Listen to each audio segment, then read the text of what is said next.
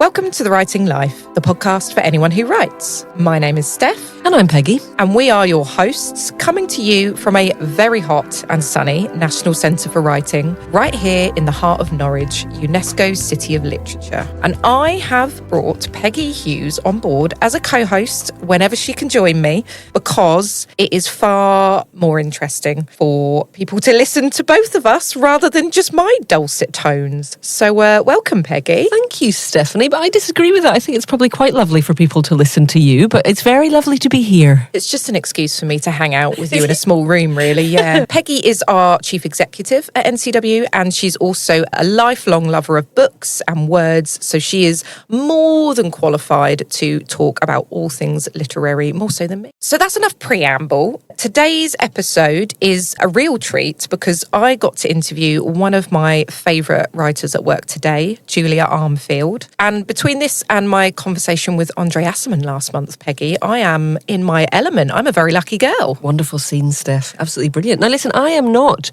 very familiar with Julia Armfield's work. I'm aware that you're a huge fan, and we had her here just last month with Kate Young. But could you tell me a little bit more about her and her work before we get into it? Yeah, I mean, I love Julia's work. She has written 2 novels and a short story collection. And if you haven't read her before, she is a real master of atmosphere and of imagery. There's loads of kind of water imagery in her work, and her storytelling technique feels very fluid. She plays with genre. She's great at kind of experimenting with structure, and she's very into multiple perspectives.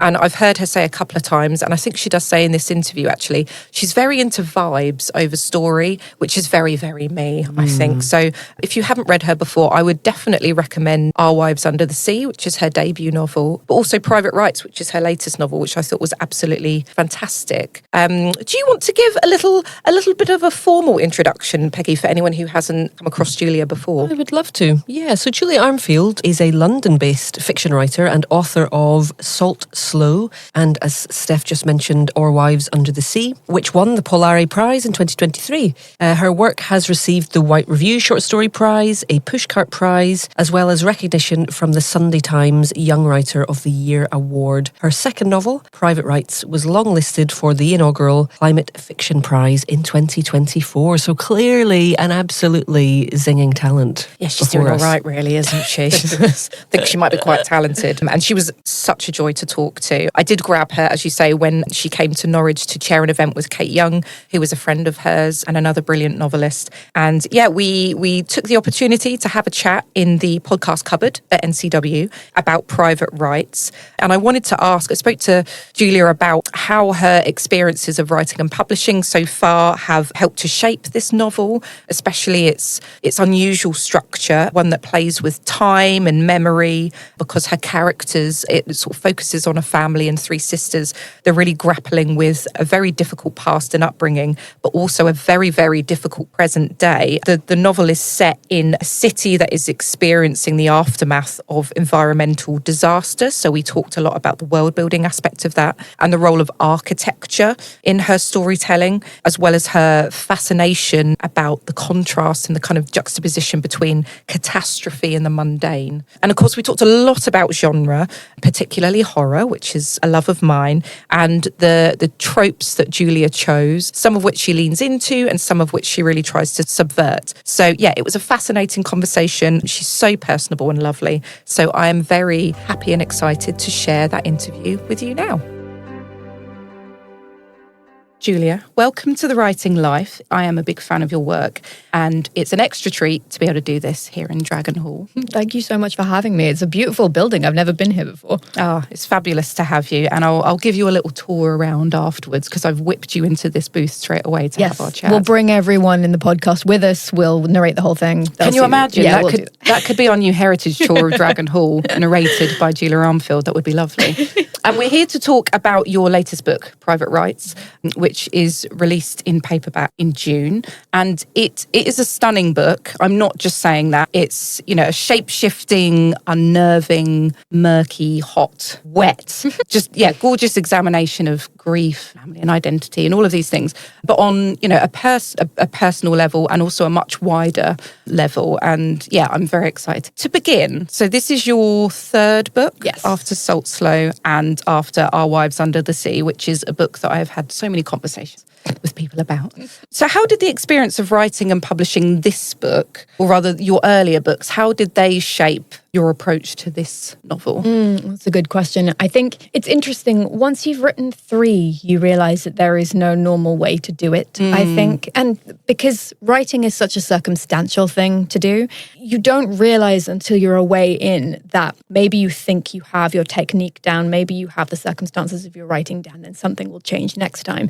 And you kind of have to learn to roll with that, I think, because Private Rites was circumstantially very different from Our Wives for the very obvious reason that Our Wives was written in about 9 months in 2020. And so there wasn't really an enormous amount else going on. I mean, I was working the whole time, but I was working from home. And so I wasn't furloughed or anything, but nonetheless, it was very much a situation where I would sort of work until 5 and then I would go to the other sofa and I would write.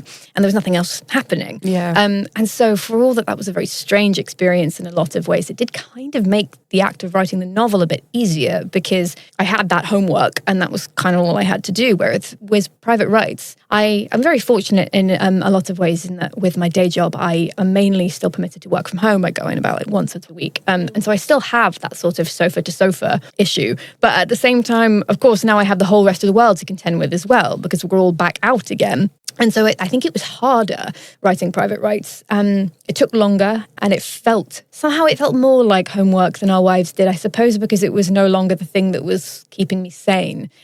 So actually it just became my other job. But on the other hand, I suppose that the development that happened in a positive sense, and that I think always happens the further into writing you get, is that I do just feel more confident of what I can do. I feel more confident of what works. I feel more confident of my own technique, I suppose. And also I feel more confident to let things go, actually. I think you can tell from Salt Slow to Private Rites, the sort of downward trajectory in description. I think it's cleaner. I don't feel quite so burdened with having to provide so many beautiful images because I often find that there is a space of confidence where you actually reach, where you realize that the descriptiveness is not the whole point. And I hope that is something which equates to better writing. But yeah, that's interesting because there is such striking imagery and there's such striking world building in this book. But I do want to ask you later actually about some of the decisions you've made around that. But firstly, we've been talking a lot about writing habits actually recently here. And do you consider yourself a disciplined writer then? Do you have to eke out time, either side of your day job? Are there particular times you write, or are you kind of actually I go with the flow and it changes kind of every time? Oh, that's really interesting. I'm a very disciplined writer, just in as much as that I am very type A in everything that I do. Yeah. I love a deadline. I love stuff getting done, and so that has always been. It doesn't really manifest in me. Sort of, I don't do the Jeffrey Archer. You've got to write 4 hours a day, in the shed or whatever it is. But usually when I'm on one with a project, when I'm not sort of in the bibbling around in the first 20,000 words, but when I'm going, I do have to do something every day. But of course, all of that sits alongside the fact that I also work full time. And I think it's something that we don't talk about enough as writers, particularly as people who are working on their first thing or trying to get into publishing. I think that there is still, and it surprises me so much that it's still there, but I really still think there is this fallacy that you write one thing and you're set. Whereas actually 99% of the people that I know, successful writers, are nonetheless working part-time, full-time to support that, because that do just be how it is. And I think it's so useful that people know that, because otherwise I think it makes people feel like there is no way in for them because they have to work, or because how will they ever balance everything, or that they have failed in some way if they have written something and they still have to work. Whereas actually that is just the norm. And for me, I tend to find that if I've written 500 words in a day, that's good. If I've written 1,000 words in a day, that's great. And I very seldom write more than that unless I'm on kind of a tear right at the end of something. Yeah, we've had a few events here actually where we've called the Writer's Roadmap, where we have speakers, published writers, quote unquote successful writers, who are talking about the the other odd jobs that they use to balance their writing and, you know, the other careers that they have. And there's so much to supplement that, isn't there? It's not that common, as you say, that you can just ride the wave of one book for years at a time. I'm sure it used to be the case, sort of, you know, in the 1970s or something. Yeah. But I just think that it's very interesting to me the way that fallacy persists, because there is such a sense of a rarefied writer. Well, let's talk a little bit then about Private Rites, and firstly about how the story is structured. So it's divided into several parts, and you've got multiple perspectives. You've got three kind of key perspectives, I guess, which are three sisters, Isla, Irene and Agnes. But you've also got these other supporting voices. Can you talk us through that structure a bit and what drew you to talking about using multiple perspectives? And how you approach the interplay between them, because I think there's something really interesting happening there. Yeah, sure. I think almost always in long form, no, actually always in long form fiction, I've always written from multiple characters' perspectives. I suppose a lot of it comes from the fact that I'm actually not that plotty by and large. And so I think that sometimes changing voices allows me to create movement in the way that the plot itself is moving in the same way. And therefore, I think they become quite conversational. There's nothing I hate more in the entire world than when writers are like, oh yeah, my characters just like walk into my head and they tell me what to do. Because it's like, okay, well, you made them up, but fine.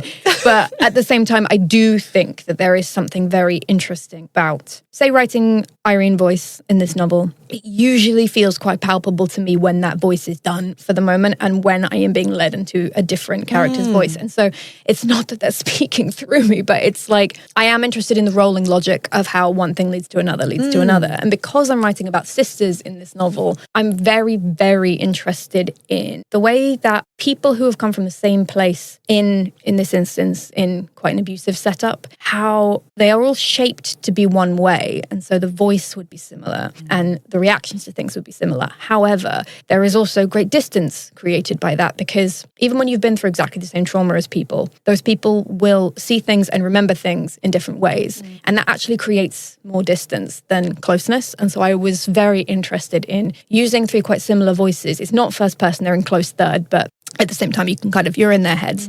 And I was very interested in trying to explore the plot via those voices and via those little misunderstandings and little skews in perspective that they all had towards often the same experiences. And then alongside those voices, there is also a wider voice, which is just called the city voice. And that was very important to have because it's a novel about, amongst other things, it's a novel about climate downturn. It is a novel about crisis point reached kind of ecologically in this city where it's been raining for a long time and everything is drowning. And the sisters are all going through this quite small personal crisis because their father has died. And they're obviously experiencing what's going on in the city. But for all that they've been through some terrible things, they are also three very privileged characters with three very privileged voices, and they're all quite myopic. And so it felt very important to me to have the wider city voice, firstly from a practical sense, just because I needed to give a greater sense of what was going on elsewhere, but also to give the reader a break, actually, because it's fun to hang out with three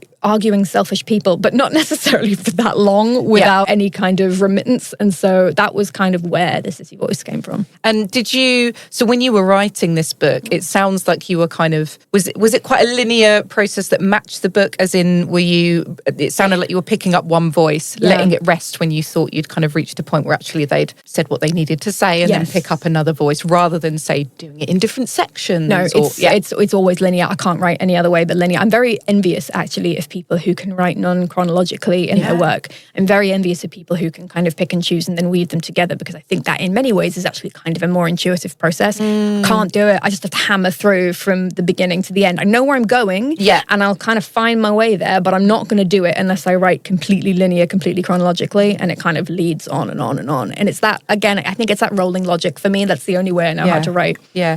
As you say, if you're following the vibes rather than the plot, that kind of makes sense, doesn't it? Exactly. There's a point in the book, I can't remember where it is, but you refer to sort of submerged chronology, which I really, really like, because I think it it sort of represents lots of different aspects of this book, including the multiple perspectives, and also sort of the interplay between that and the shifting in shifts in time. Time feels very fluid. So, the sisters, as they're going back, these memories sort of seem to leak into the present almost unbidden. And the characters and wider society, of course, are resisting the past in lots of ways, whilst also sort of avoiding the difficulties of the present too. And as I say, that idea of being a symptom of submerged chronology kind of, I love it. It really captures that kind of murkiness. Could you talk a bit about how you approach time and memory in the book, and that kind of non-fluid linear structure? Yeah. Definitely. I think you're completely right. I think that the past is very present in the novel, and I didn't want it to become too defined because particularly when the sisters are back in the house, I think you find that it becomes much more unclear what's a memory and what's happening now. And it's an interrupting narrative that is kind of underneath, but then coming over the top of what's happening in the present. And I think that's because I'm very interested in the concept of the past as a haunting.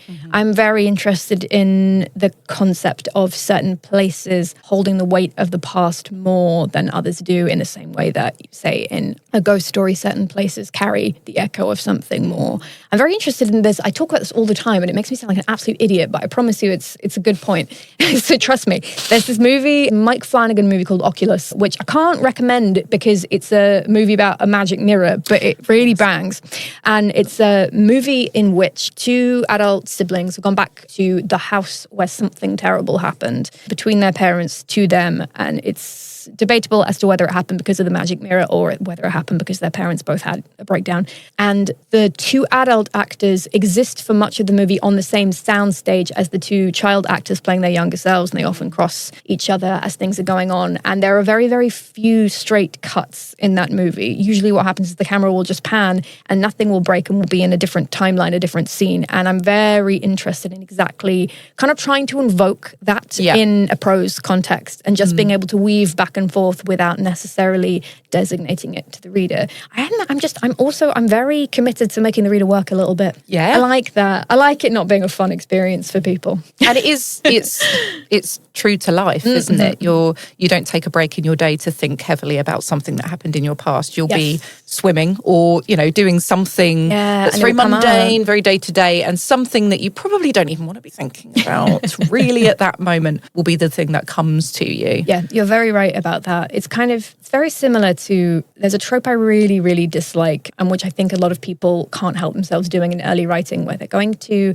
describe what their main character looks like and they can't think of what to do apart from, and then I looked in the mirror and this is what I look like. And there's an element of that in, and now I remembered this thing that had happened to me. And it's like, it's not like that though. You have to find more realistic and naturalistic ways of weaving things together, I think. Yeah, so it wouldn't have worked for you to have, a chapter here and then a break and a section which is set. Let's talk about the architecture, actually. You mentioned the house, and I love talking about houses, just especially haunted houses. We can talk about that off camera forever. But architecture does play a crucial role in the story. And Carmichael, who in my head looks like Brian Cox in Succession, just can't not see it.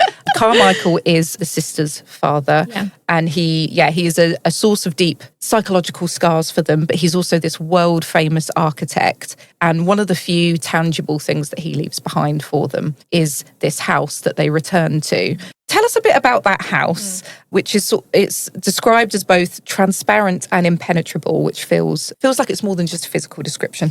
What role does architecture play in the novel for you, and what did the design of the family home sort of allow you to explore? That's a great question. So it is very much a novel about architecture. It's a novel about how, so their father, as you say, he's sort of well renowned for making this new rainy aspect of the world habitable, except of course he's only made it habitable for people who can afford what he does. And so architecture immediately in this novel becomes a signifier of class, a signifier of privilege, because they're in this house, and this house is a trap for them as well. But the house is a thing that is nonetheless keeping them safe because it has this extendable legs and it will move and move and move up against the water. And so there is something there that I was playing with about the idea of heteronormative safety this place and the nuclear family and the idea of the home and the nuclear family and the abusive undercurrents of the nuclear family being this thing that purports to keep you safe, but actually it also keeps you away, and it also keeps you away from yourself, and it also traps you. And especially in a situation of queerness within the nuclear family, it is something that keeps you safe if you can also pretend to be a certain way. And so that was very important to me. Kind of butting up against that, we also had the idea in the novel of what would happen to the rest of the city, because this kind of structure, as I said, is only available to people who can afford it. And so it started me thinking about, well, what would everything else look like? And I started thinking about the high rise a lot. I'm very interested in kind of the apotheosis of the high rise in the sort of Mies van der Rohe and Le Corbusier sense was originally touted as this idea of fostering community, whereas in actual fact, of course, that's not what happens. If you stack people on top of each other, you lose community and you create alienation because you lose communal spaces. And so I was very interested in the way that society would start to look when everybody was having to be blocked on top of each other, even more so than they are now, because that's the only way to get away from the flooding underneath. And so I think as I wrote my way through it, I began to find how interesting it was the way that structures dictated society and not the other way around. Yeah. And those are some of my favourite details of the book. This sense of things like, of course, the house, the way the architecture has adapted, things like the spaces that are being used, the club that they go to in the abandoned building. There is the bodies that can't be buried. You can't bury, because you can't bury bodies anymore if everything is logged with water. We haven't mentioned actually that it's raining and raining and raining and raining and raining. You've got the cults, the sort of these sub-communities, this idea of buoyant living, which I was like, wow, this is incredible.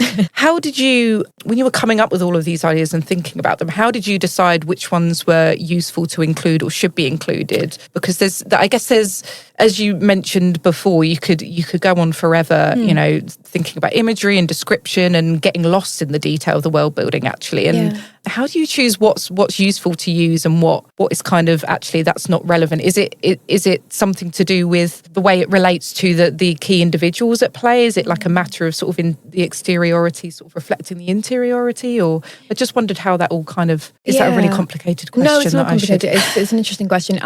So Peter Cushing, who was a horror actor, who's also in Star Wars, I love him very much. He said in terms of research and realism, when he was playing a brain surgeon in a movie, I'm sure it was Frankenstein, and he said, if you have one brain surgeon in the audience, he has to believe what you're doing, because if he doesn't, then he won't believe your performance and you won't believe the rest of them either. And I feel that way a lot in terms of world building. Yeah. I need to know everything, even if it's not all on the page, even if it's not something that will ever actually affect my characters. I need to know as much as is humanly possible, because otherwise I will contradict myself in some way, or something will happen that won't make sense. And so because I'm not, as I said, particularly plotty, and because I write myself through chronologically, usually what will happen is I won't have an enormous plan to begin with, but every single problem I encounter, I will stop and I will think about everything. I have a friend who was writing a science fiction novel and said at some point I had to go way back to the beginning because I realized that I hadn't figured out the currency in this world that I'd created. And I think she makes such an incredible point that seems like such a small thing, but actually you have to know how everything works because everything affects everything else and everything affects character.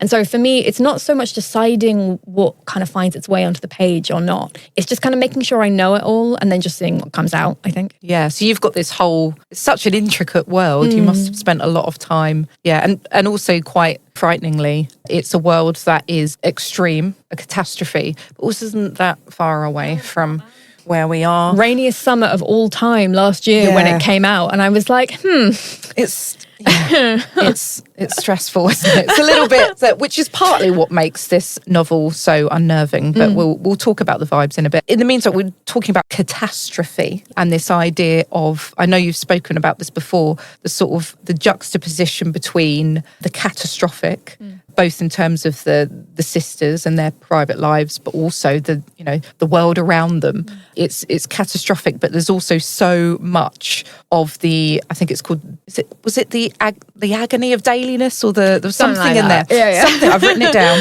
The whole bright daily sweetness of agony. There you go. That was it. So yeah, this idea of the whole world is decaying around you, and yet you still need to go to work, you still need to earn money, you still need to be a barista like Agnes. You know, people still want coffee, you've still got chores to do, you've still got food to look after, you've still got funerals to arrange. Why is that intersection something that you're so interested in? I think that's because I can't write about anything apart from the way that it feels to live now for me. And I think that was the thing that I was so fascinated about when I was thinking about this world and this setup. It's the fact that capitalism stops you responding properly to disaster. As we see now, as we see every day, people want to protest and people want to stop things, but you are completely trammeled by the fact that you have to pay your rent. And there is something so insidious to me about the setup of capitalism making it completely impossible to think communally unless you are willing to step outside of everything, because capitalism fosters individualism and all you can do is look out for yourself, look out for your family, look out for your money, look out for your rent, look out for your job, make sure that you haven't done something that's going to get you fired. And it really, really does not foster a space in which you can actually have morals and which you can actually protest against things and which you can actually voice the fact that all of this is wrong. And I think that was something which I found myself coming up against a lot, because it's a novel which is, of course, about a complete crisis point, or rather about a crisis point which has already been reached and left behind.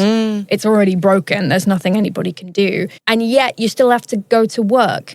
And that's something I found really, when I was thinking about how the world would be set up, as I was saying before, it was like, well, actually, you wouldn't be able to, go to the movies anymore, and you wouldn't be able to go to the theatre anymore, but there would still, goddamn it, be an Uber boat to take you to your office. They'll make sure those systems are still in place. And as you say, even when the world is crumbling around you, the immediacy of needing, the problem of making sure you can pay your rent this month is still the most important thing to you in a really awful way. And it's terrible, and it's terrible. And I think that is something of the queasiness that I wanted to exist in this novel. And there's a lot of atrophy and exhaustion as well, isn't there? The weather, in part, I'm sure is causing that because it's heavy, it's warm, I just get a real sense of sweatiness all the time. And you don't have vitamin D because no one's seen the sun. So you're cold and clammy and horrible. But also you're just bored and tired and exhausted all the time. But it's relatable, unfortunately. Unfortunately, And there's that amazing moment where you describe everyone going, lots of people stopping to go outside and look outside because the rain has stopped. And it's like they're looking at a nuclear explosion. I just thought, oh Christ, that's brilliant, but also just terrifying, really, isn't it?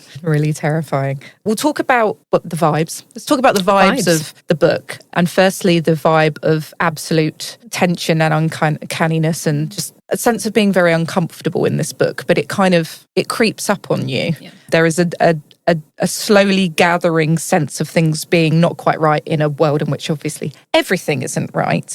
There's and I'm quoting here, blanketing sense of dread. The night feels poised on the tip of a finger. There's all these just lovely, lovely images. Can you talk a bit about that, your approach to sort of building that atmosphere and building that feeling, which, as I say, is sort of is running at a certain level and building, and then kind of just builds to this big, huge crescendo at the end, which we obviously won't spoil. Yes, I won't spoil the end, but I think that the key thing about the end really is what I wanted to create at the end was the sense for the reader that perhaps they had been reading the novel as the wrong genre the whole time. I think I wanted them to go back and look for hints of the actual genre that it was. Because I think that's how it kind of feels to live now, actually. I think that we are living a lot of the time in a horror movie which is masquerading as a realist movie, as a realist drama. And that's something I find so interesting about how one only has so much energy to recognize the way things are sometimes, I think. And so I kind of wanted to invoke that. And then I think in terms of tension, something I find so interesting as somebody who I think mainly comes from horror is that horror itself is not the reveal or the jump scare. The jump scare is a relief. The thing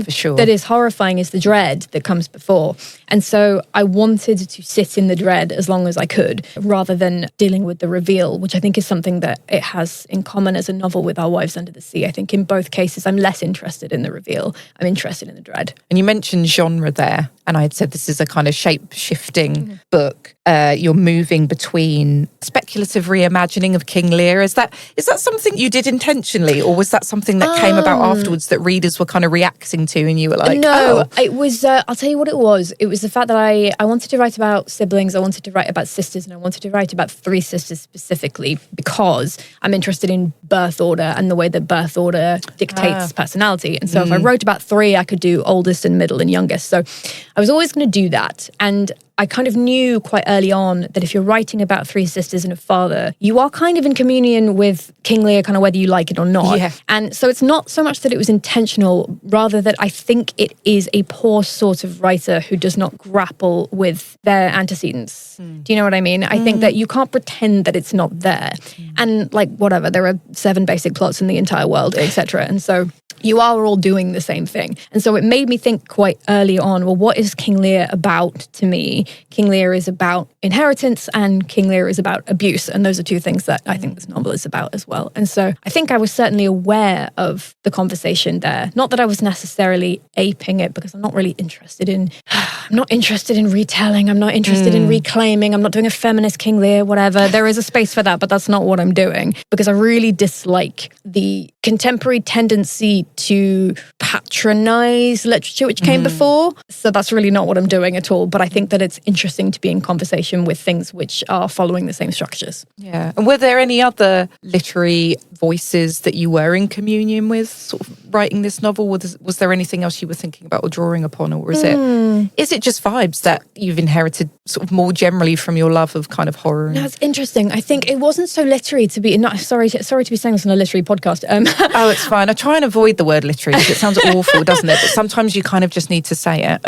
Something I was thinking about a lot with this novel, as I was setting it up, is what you might call, I guess, the apocalyptic subgenre of the action genre, particularly in film. It's very, very compelled by the nuclear family. It's not so true in action movies more broadly.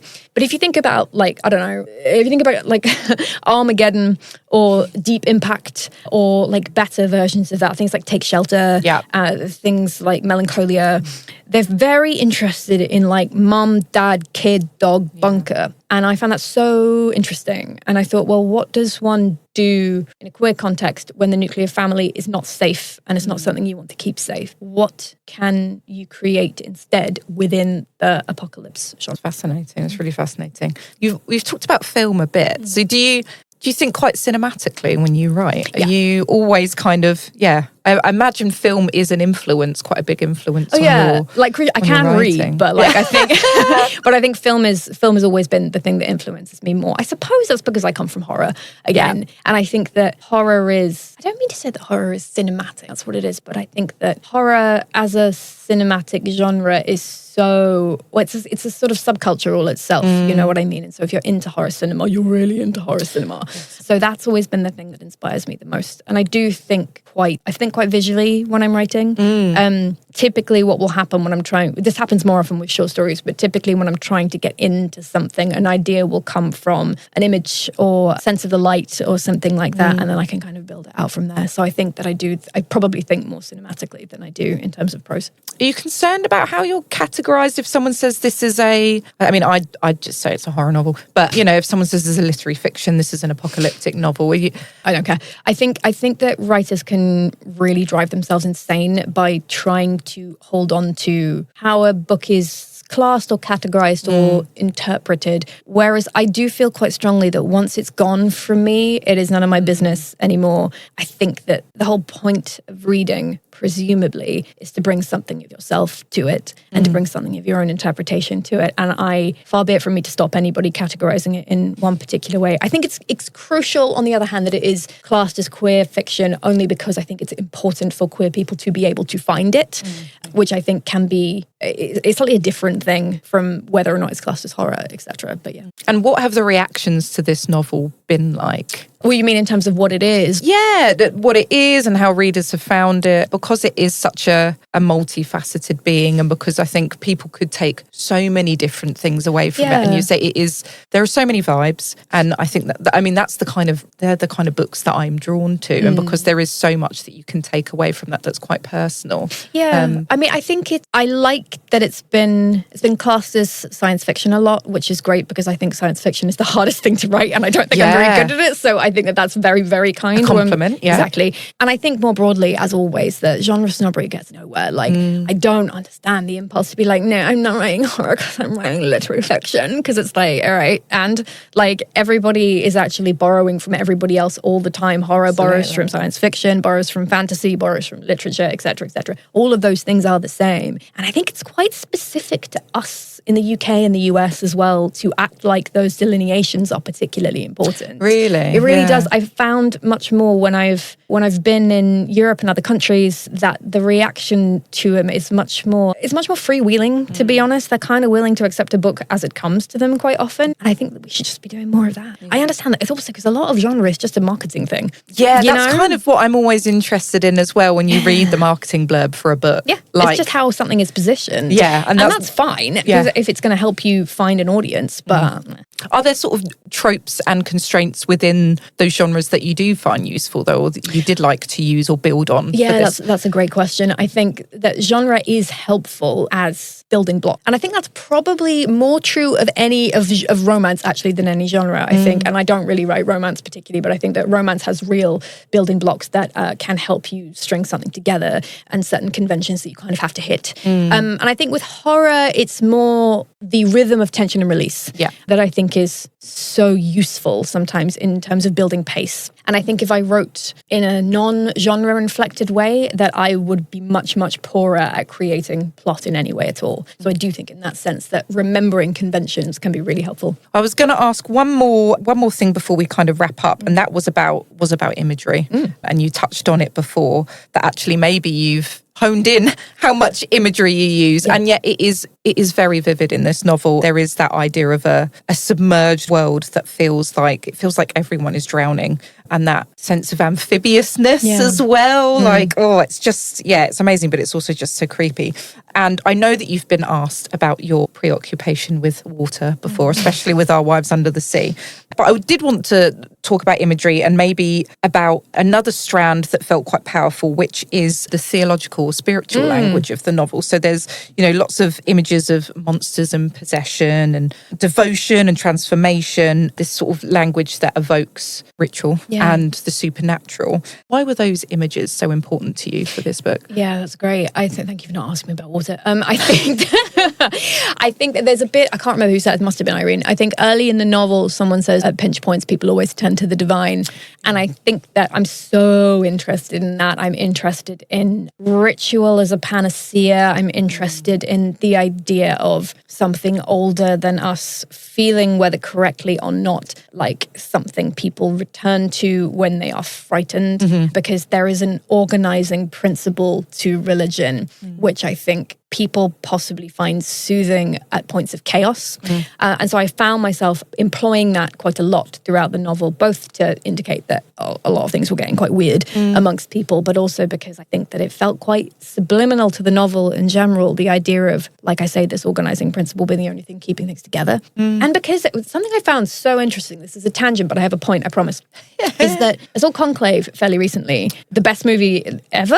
Absolutely hooted watching that film, I have to say. Hooted, hollered, cried at one point. I came out of this 9-hour movie being like, I could have taken another 4 hours of that easy. But something I found so fascinating right in the beginning is that I was watching these sort of opening segments of this movie, which is of course very tense, but it is not a horror movie. And yet I was going, God, the conventions of this genre of seeing cardinals, of seeing nuns is making me expect a horror movie. I feel really tense. Totally see that. And it's because, you think about, I don't know, The Conjuring or whatever. And I was just like, oh my God, religious imagery makes us expect horrible things. And I found that so interesting when I was looking back at how I'd been constructing Private Rites, because I feel like there is such an unavoidable sense of dread that is somehow kind of tied up in all that. So, yeah. Yeah.